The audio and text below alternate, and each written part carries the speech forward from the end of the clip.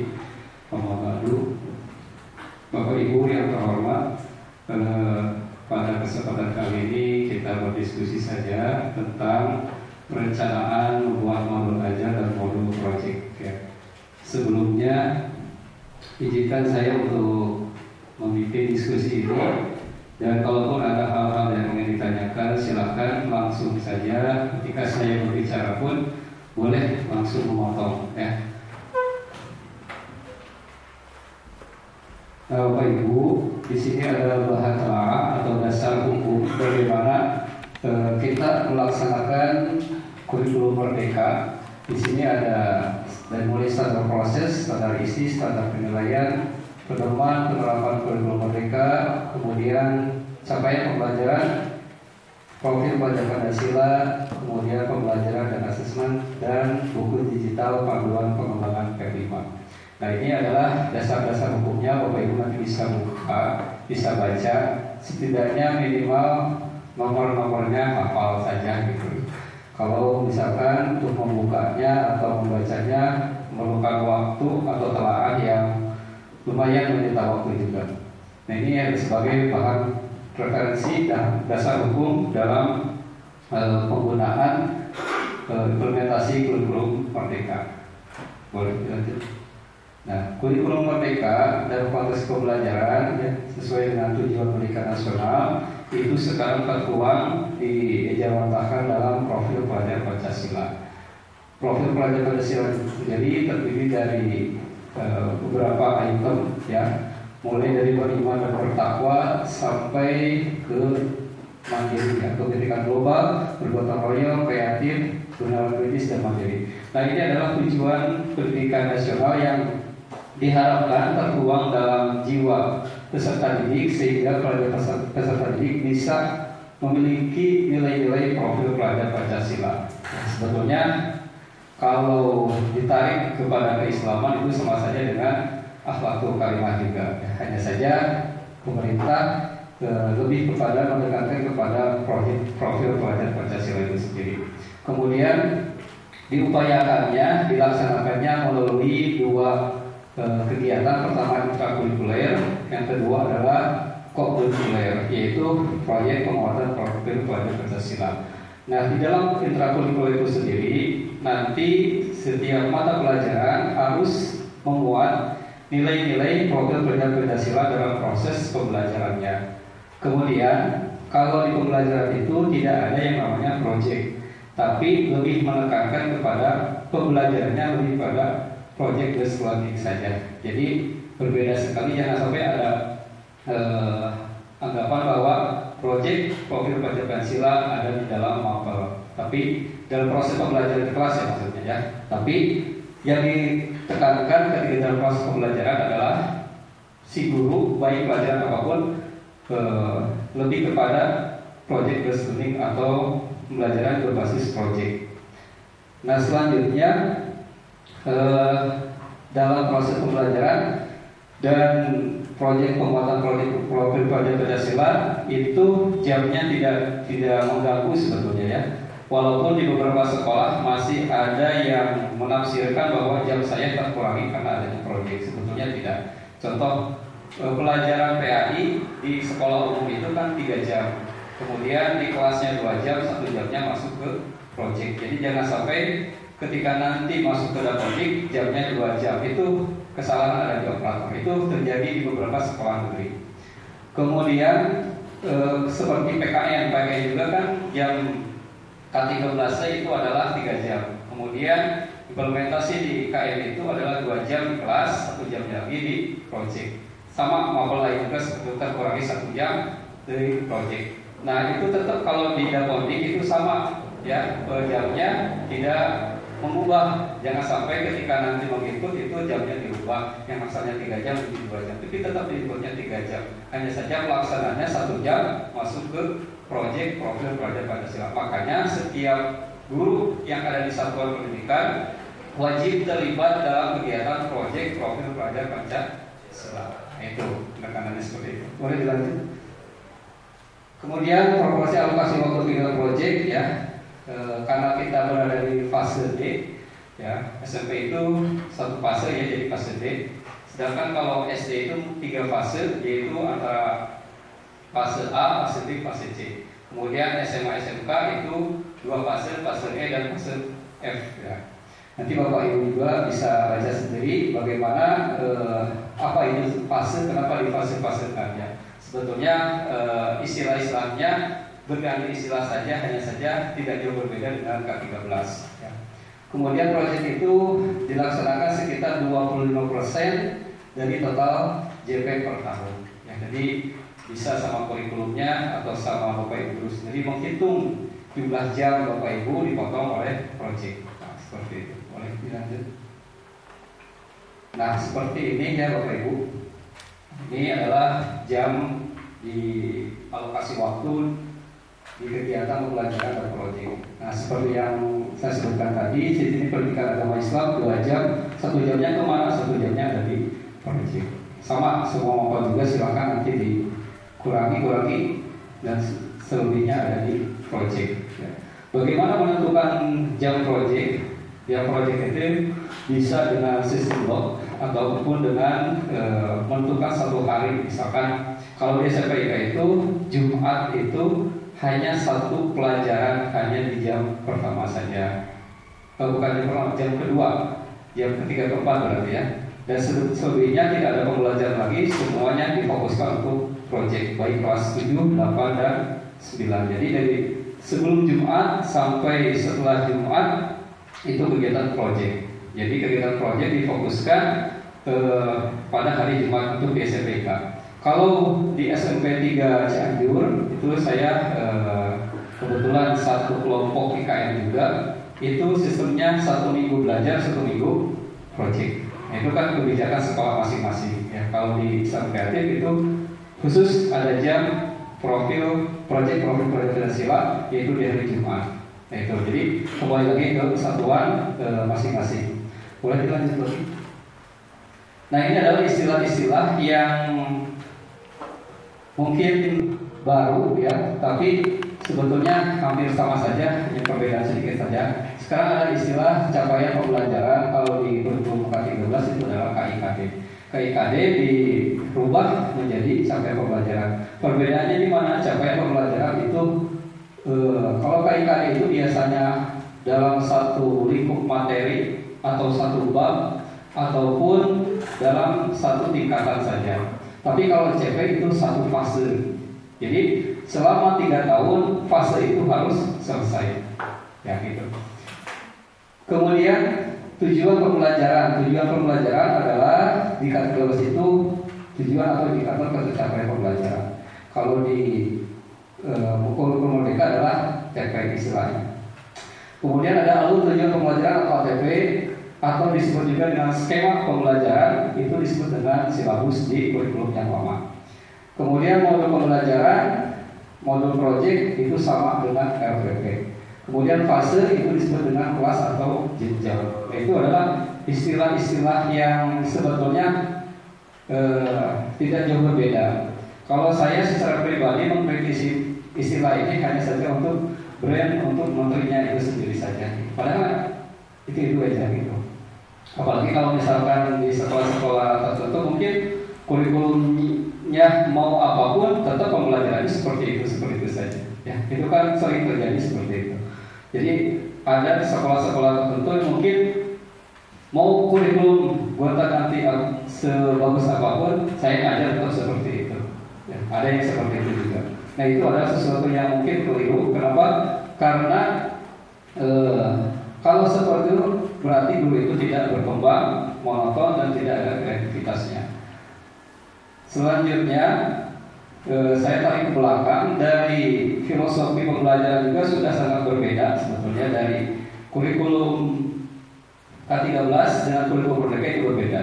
Kalau kurikulum K13 lebih mengedepankan kalau ditarik ke filsafat pendidikan itu kepada filsafat behaviorism. Ya, kalau kurikulum Merdeka itu kepada konstruktivisme. Nah, itu adalah 2 filosofi yang berbeda yang diangkat dari 2 kurikulum itu sendiri. Kemudian selanjutnya Nah, ini yang disebut dengan fasenya. PAUD ada di mana? PAUD itu adalah di fase fondasi. Hanya saja fondasi itu lebih kurang populer, kurang enak terdengarnya menurut saya. Contoh, sekolah di jenjang mana? Di jenjang fondasi. Kan sebetulnya secara bahasa juga kurang. Tapi kenapa fondasi ini dipakai? Istilahnya bagaimana menumbuhkan nilai-nilai karakter itu sejak ini gitu. Kemudian masuk ke fase A, B, C, D, E, dan F. Nah, ini adalah istilah-istilah yang disebut jenjang itu dirubah menjadi fase gitu. Selanjutnya, nah, merancang pembelajaran pertama adalah memahami capaian pembelajaran. Tadi saya sudah share ke Mas Yudi. Di situ saya sudah share tentang capaian pembelajaran. Di situ ada setiap mapel ada. Tinggal dibuka saja, itu halamannya sampai 1000 lebih ya. Kemudian dari CP itu diturunkan menjadi TP. Kemudian dari TP menyusun alur pembelajaran. Kemudian barulah merancang pembelajaran melalui modul pembelajaran. Nah, seperti itu ya. Jadi silakan Bapak Ibu sambil dibuka HP-nya yang tadi saya share ke Mas Yudi. Sudah menerima semuanya Bapak Ibu? Sudah, silakan dibuka CP-nya sesuai dengan mapelnya masing-masing. Dibuka, nanti kita akan merancang pembelajarannya. Boleh dilanjut dulu. Nah, perbedaan dasarnya modul ajar ya. Modul ajar itu mendukung capaian pembelajaran. Acuannya dasarnya dari mana? Dari ATP. ATP itu apa? ATP itu kan nama lainnya adalah silabus.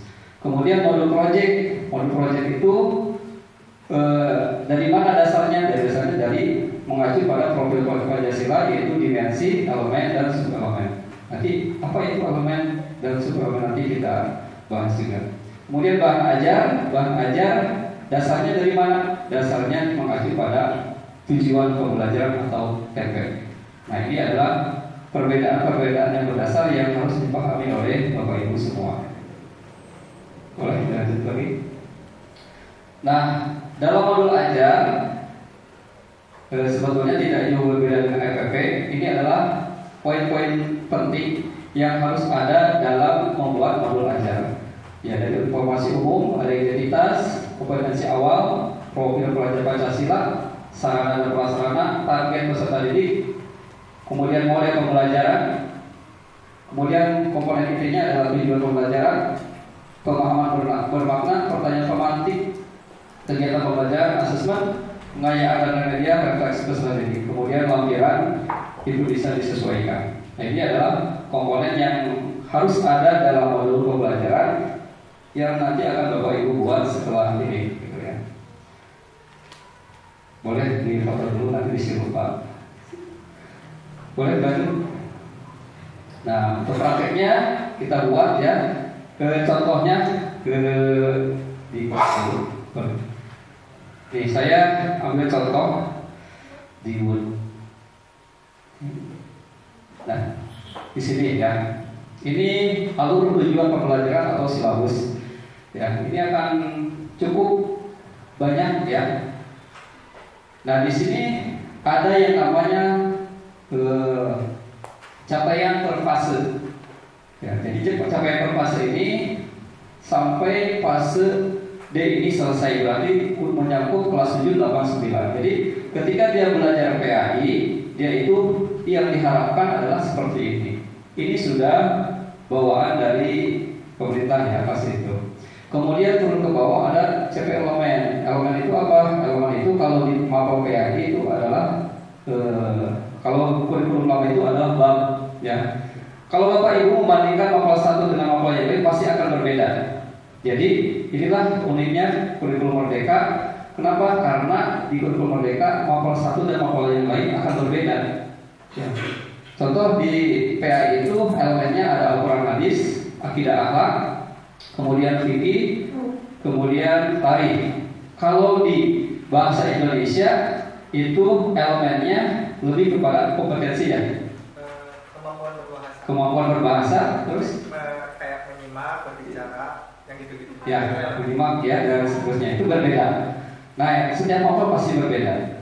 Jadi Bapak Ibu jangan membandingkan mapel 1 dengan mapel lain, pasti berbeda. Ya. Kemudian karena saya berada di sekolah di bawah nama Muhammadiyah, kurikulum Muhammadiyah itu juga berbeda. Di sini bukan elemen, tapi istilahnya unsur.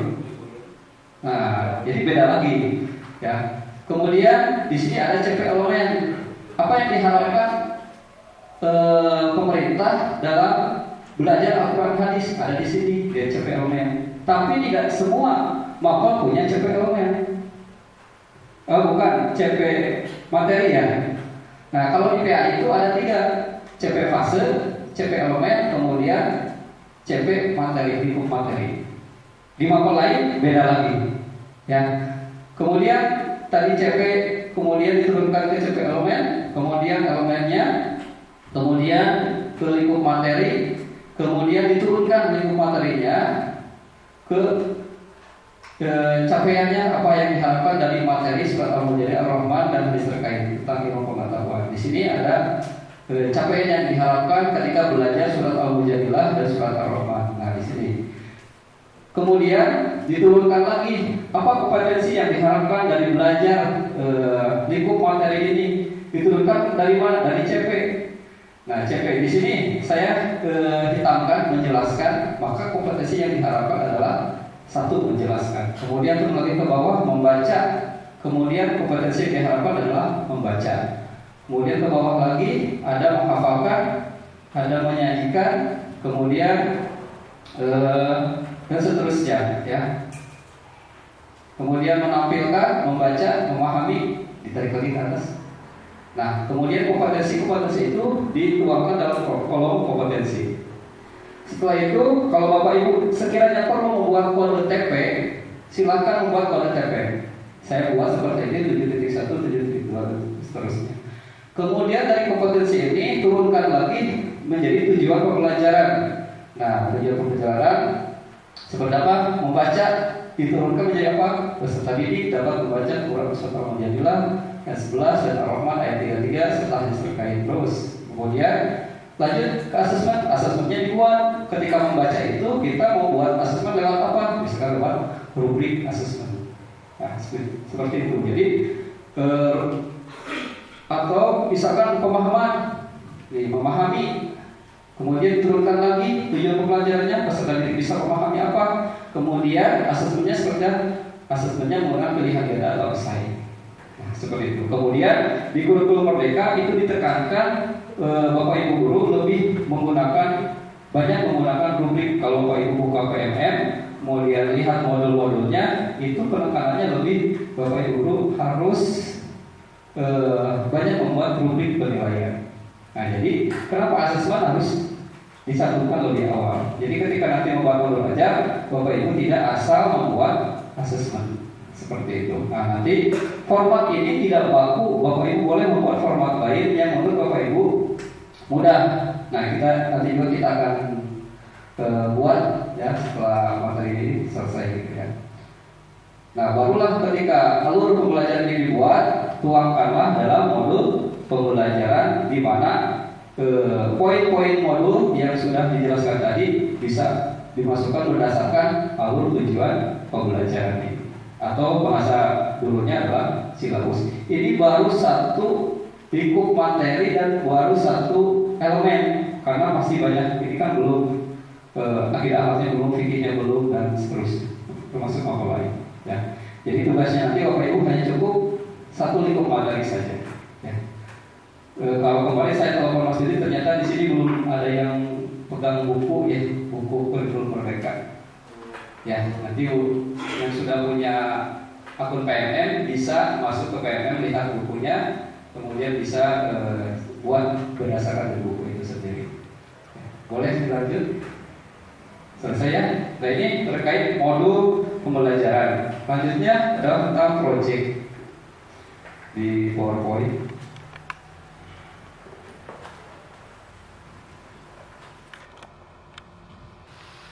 Nah, tentang proyek sendiri, sama proyek itu harus memiliki modul, memiliki modulnya, harus membuat modulnya sama halnya seperti modul pembelajaran atau RPP tadi. Boleh dilanjut dulu.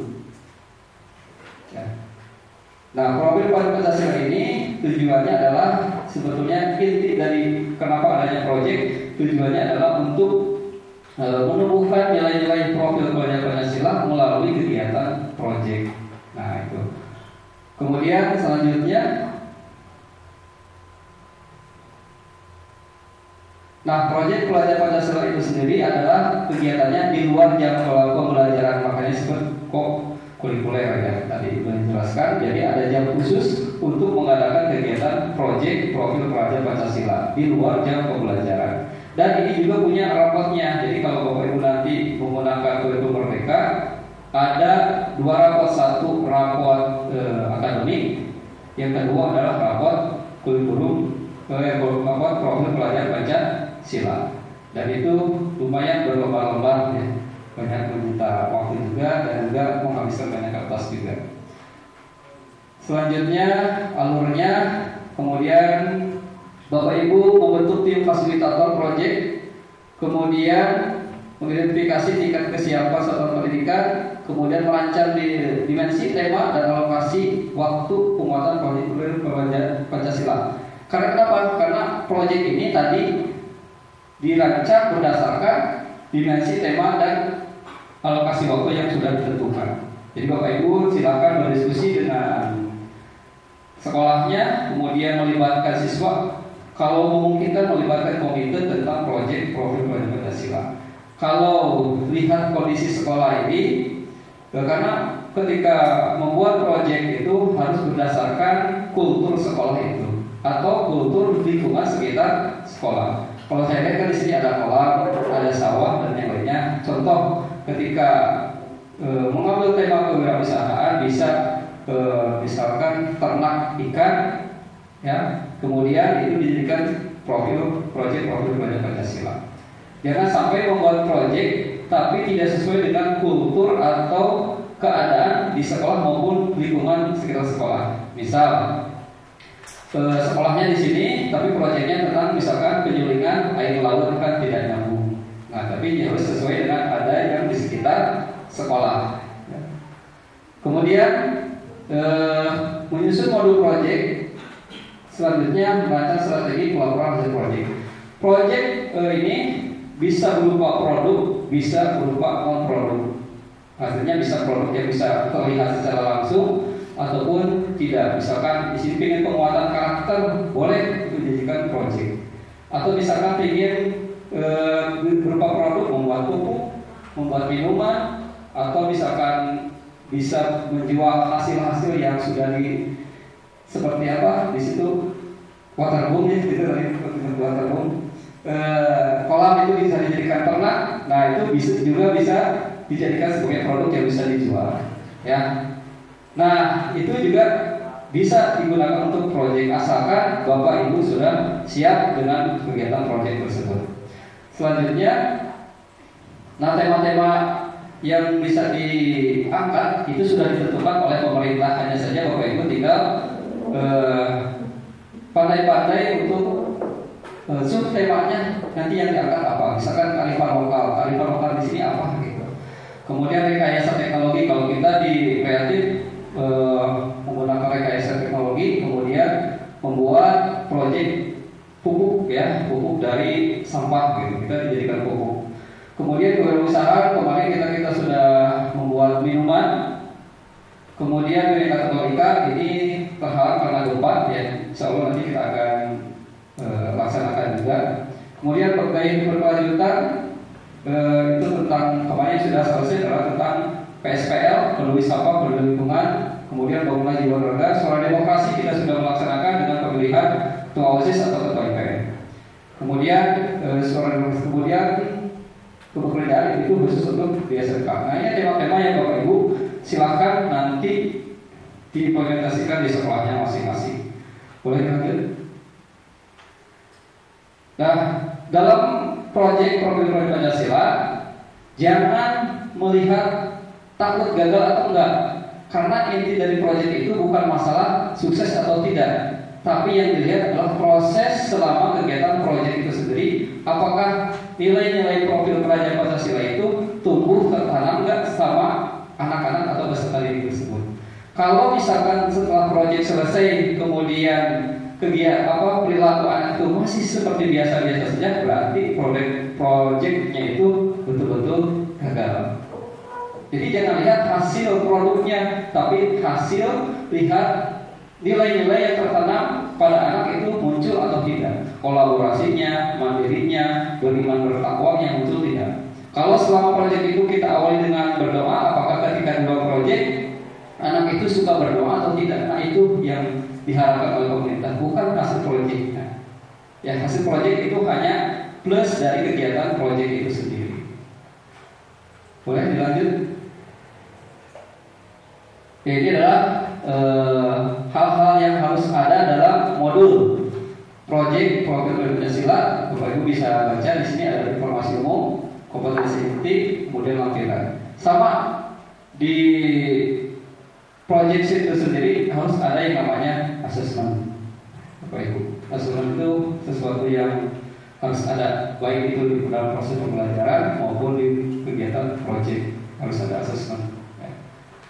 Karena bagaimana kita bisa mengukur berhasil atau tidak suatu proyek kalau tidak ada asesmennya. Nah, seperti itu ya. Silakan lanjut. Nah, ini komponennya. Itu juga hari ini kita buat oleh Bapak Ibu semua. Ya, boleh di foto dulu. Ya. Selanjutnya, ini kira contoh saja ya. Nah, kompetensi itu dalam setiap dimensi punya elemen ya. Contohnya dimensi itu beriman, mandiri, bergotong royong, berkebinekaan global, beranak kritis dan kreatif. Ini yang harus muncul dalam kegiatan proyek. Selanjutnya, nah setiap dimensi punya turunan-turunannya. Ketika dimensi beriman dan bertakwa, turunannya yang dicantumkan sesuai dengan proyek, muncul nggak akhlak beragama, akhlak pribadi, kemudian akhlak manusia kepada Allah dan bernegara. Kemudian selanjutnya sampai dimensi kreatif itu ada sub dimensinya atau elemen-elemennya sendiri. Membuat alur tujuan pembelajaran, yang kedua alur tujuan pembelajaran itu dituangkan dalam sebuah modul, kemudian ditahan dulu deh. Kemudian yang ketiga adalah membuat modul proyek seperti ini. Ini sederhana ya. Membuat modul itu tidak harus di Word kemudian kaku ya, kaku urutan-urutannya kemudian formal. Tapi Bapak Ibu bisa di berbagai media, contohnya di Canva atau media lain, Bapak Ibu bisa mengkreasikan dengan warna-warna atau hal-hal lain yang menarik. Di PowerPoint pun boleh dijadikan sarana untuk membuat modul. Jadi sekarang itu tidak harus di Word, tapi semenarik mungkin dan sebagus mungkin. Ini adalah contohnya. Ya. Ini adalah bayi berkelanjutan yang dilaksanakan di SMPK. Kemudian topiknya sampahku tanggung jawabku. Kemudian dimensi yang terangkat di kegiatan proyek ini adalah dimensi beriman bertakwa, gotong royong dan beranak kritis. Suplemennya ini adalah suplemen yang turunan dari dimensi. Ada tambahan Pak Hari?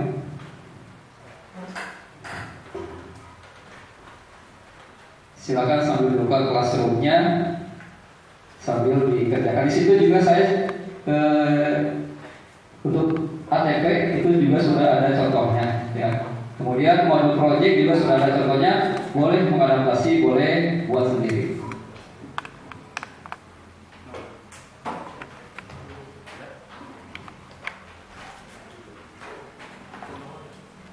Ya Bapak Ibu, yang di depan itu hanya sekedar contoh bahwa kalau di RPP mungkin ini langkah-langkah Bapak Ibu. Ini adalah langkah-langkah kegiatan. Tadi dijelaskan yang dari awal, kalau ini kan komponen inti ya. Tadi yang komponen identitas seperti biasa identitas. Kemudian setelah komponen umum identitas, ini masuk ke komponen inti. Ini adalah langkah-langkahnya. Di situ tertera yang harus ada di dalam langkah-langkahnya itu harus ada temanya apa, ditulis, topik, kemudian total jam dan segala macam. termasuk juga dimensi elemen dan subelemen. Itu harus ditulis dan dijelaskan agar ketika membuat sebuah project itu tepat sasaran untuk anak-anak. Dan itu tahapannya itu terbagi jadi 4 tahapan. Ada tahapan pengenalan, Ibu Bapak bisa lihat. Kemudian ada tahapan kontekstualisasi, kemudian ada tahapan aksi, dan ada tahapan refleksi dan tindak lanjut. Itu ada nomor-nomor, itu adalah langkah-langkah per harinya anak-anak harus melakukan apa. Ya Bapak Ibu, dari mulai tahapan pengenalan, misalnya tahapan pengenalan kegiatan sampai nanti di akhir tahapan refleksi dan juga tindak lanjut. Nah, jadi mirip sebetulnya modul ajar, modul project mirip dengan RPP Bapak Ibu. Ya, tidak usah bingung, pusing gitu ya.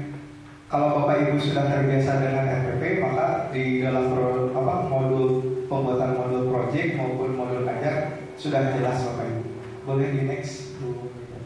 Nah, kemudian sama harus ada assessment, tugas yang harus dikerjakan oleh anak-anak. Asesmen ini juga diadakannya harus tiap pelaksanaan project. Jadi ada asesmen awal juga sama, kemudian ada asesmen yang harian tiap hari yang harus anak-anak capai di setiap pertemuan, dan nanti juga ketika ada refleksi dan tindak lanjut di akhir harus ada asesmen juga. Nah, seperti itu Bapak Ibu. Jadi itu komponen-komponennya yang akan dan yang harus Bapak Ibu buat sebelum pelaksanaan proyek.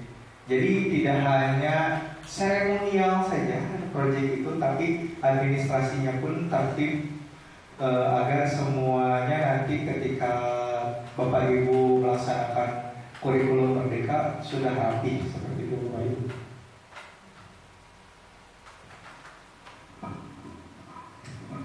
Ya, monggo silakan setiap guru mapel membuat modul ajar, kemudian alur tujuan pembelajaran, kemudian mungkin dibagi tugas ya, yang membuat modul project, misalkan 3 orang, sisanya berarti membuat tugas masing-masing gitu. Sama di SD maupun di SMP juga. Untuk modul ajar, Bapak Ibu bisa buat sendiri, bisa mengadaptasi modul yang ada, atau bisa memodifikasi modul yang ada. Yang tidak boleh adalah merubah sekolahnya dan nama gurunya saja, itu yang tidak boleh. Ya, jadi Bapak Ibu silakan buat ATP-nya dulu, dari ATP baru tuangkan ke modul. Ya, boleh silakan. Untuk yang kebagian modul project tidak usah mengerjakan tugas mapelnya masing-masing. Kenapa? Karena modul project juga tidak bisa dikerjakan oleh 1 orang. Maka silakan di SMP yang modul project berapa orang, yang masing-masing silakan. Di SD juga sama. Silakan 1 jam lah, lumayan untuk membuat. Gak apa-apa, karena di kurikulum mereka tidak menuntut salah benar, yang penting bagaimana kita berproses. Format-format yang kami kasihkan tidak baku. Sekali lagi, Bapak Ibu boleh membuat format sendiri yang sekiranya Bapak Ibu pahami. Di Classroom saya sudah kasih contoh terkait ATP. Untuk modulnya Bapak Ibu silakan bisa download di internet juga banyak, silakan modifikasi, adaptasi. Kemudian untuk modul project saya sudah kirimkan di Classroom, di situ boleh Bapak Ibu modifikasi juga.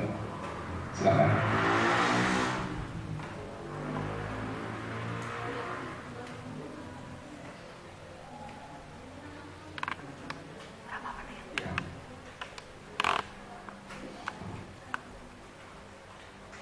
Boleh Bapak Ibu sambil coffee break juga ya, bebas ya.